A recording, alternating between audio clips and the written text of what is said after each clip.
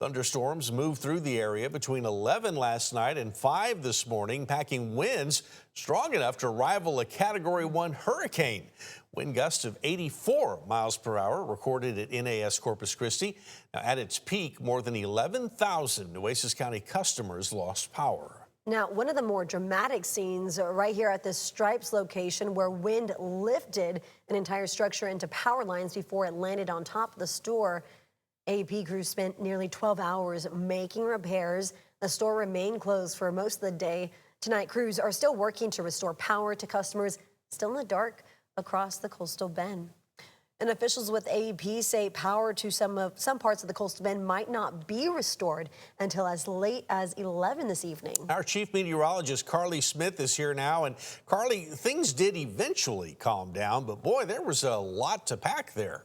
Yeah, that's exactly right. Here's a look at our current wind speeds, where we are sitting at about 10 miles per hour across the coastal bend. Those winds are out of the north, so this is your calm down, but this is what it was like last night. Peak wind gusts recorded since midnight, 55 miles per hour Corpus Christi, 84 miles per hour Flour Bluff. That is that Category 1 hurricane strength wind gusts that we saw. And something I want to emphasize also is it does not matter if the wind is spinning, if it's a part of a tornado, if it's a part of a hurricane, or if it's a straight line wind coming out of a thunderstorm. 84 miles per hour, it's going to sound the same, it's going to do the same damage. The only thing that's different is how the damage is laid out. So if it is a tornado, you're going to get damage spun in different directions. Meanwhile, straight line winds kind of push everything in one direction. And the National Weather Service goes out and does storm damage reports, and they'll gather all of that information and officially determine what caused these winds. But to me, it looks like a textbook case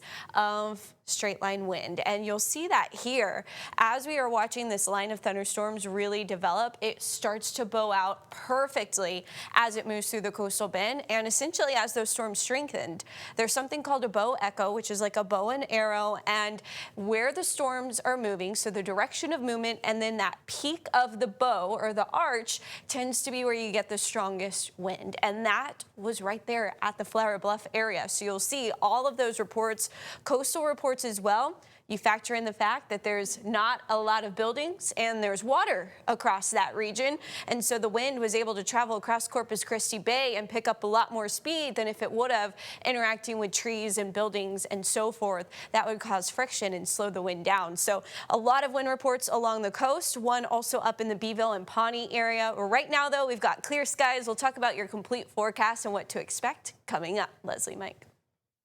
Hey, thanks, Carly. And thankfully, of course, that strong line of storms now behind us. But if your property was damaged, well, the potential ordeal is likely just beginning.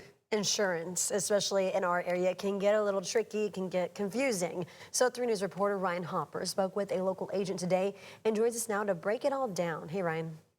Hey, Mike and Leslie. First of all, even if you consider yourself a handyman, for the record, I do not. Do not try to fix any damage to your home that you want to put in that insurance claim, because experts say tampering with the scene beyond things like tarping off your roof can lead to major insurance complications. And every time we've got new property managers, I've gone and told them that it needs to be cut down before it falls on my house. After Sunday night's hurricane-force wind gusts, local homeowners are both picking up and cutting down to pieces. 14-year Flour Bluff resident Linda White crediting her fortune to a higher power after a lightning strike split a dying tree on her property in half. Normally my car's parked out here where these trees are, and I had moved it to behind my building because I had surgery a couple of weeks ago. He protected my car, he protected my body. It's just a miracle, it's just a miracle.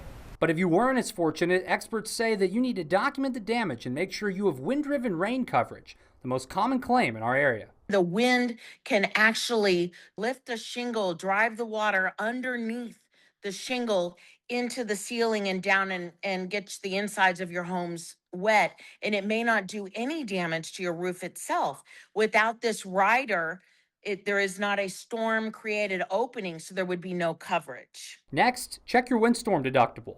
The most important thing is you learn is what your windstorm deductible is and get bids to find out what it's going to cost to get your fence fixed, tree limbs repaired, etc. Which Waterman says for most local homeowners is 2% of the structure's replacement cost. Finally, call your agent to make sure you file everything under the right policy. A common mistake Waterman says can cost you both valuable time and money. You have to wait and get a denial letter, and then at that point you realize, hey, it was the wrong policy I filed under. So it's taking longer to get your claims solved.